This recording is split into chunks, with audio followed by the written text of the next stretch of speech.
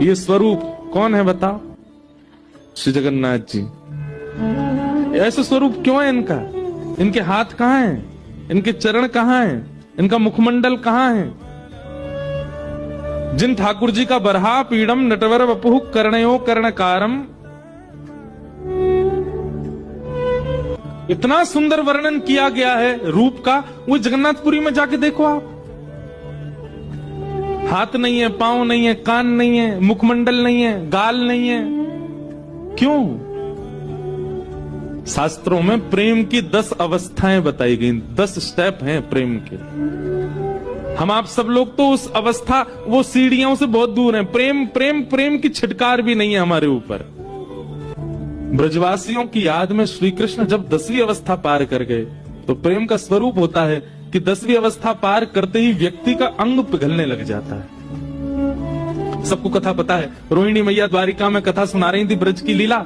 सारी पत्नियां बैठ करके सुन रही थी भगवान की, और सुनते सुनते सुनते सुनते तभी द्वारिकाधीश सुभद्रा जी और बलभद्र आकर के द्वार पर विराज गए और बैठ करके सुनने लगे। ब्रज की कथा सुनते ही ठाकुर जी की भुजाएं खड़ी हो गई और नेत्र बंद करके ठाकुर जी बार बार अपने हृदय को पकड़ के कहने लगे, अरे कोई ब्रजवासियों को ले आओ, मेरे हृदय से लगा दो, मोए ब्रजवासियों की बहुत याद आ रही है, कोई ब्रज के जन्म को लाके मेरे हृदय से लगा दो।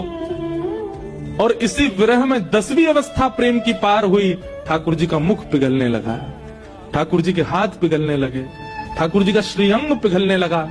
तभी नारद जी को चिंता हुई। नारद जी दौड़ करके गए और रोहिणी मैया से जाके व्यास मंच पे बैठे कथा सुना रही रोहिणी मैया नेत्र बंद करके।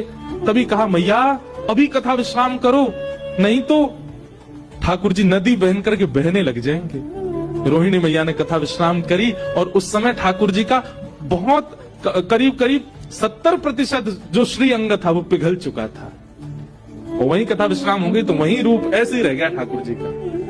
नारद जी ने जाकर के प्रणाम किया, बोले भगवान अब कैसे सृष्टि का आगे संचार होगा, आप तो ऐसे बन गए। ठाकुर जी बोले, नारद पूरे विश्व को पता चलना चाहिए कि मैं ब्रज से कितना प्रेम करता हूं, इसलिए मेरा यही स्वरूप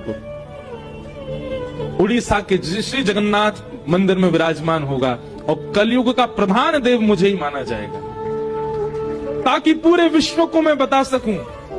बाकी सारे मंदिरों के जो ठाकुर हैं वो स्थिर रहेंगे, पर मेरा स्वरूप अस्थिर होगा। यदि कोई मंदिर में आके दर्शन नहीं करेगा तो मैं रथ पे बैठ करके पूरे विश्व को दिखाऊंगा कि देखो ये मेरे ब्रजवासियों के प्रेम का स्वरूप है।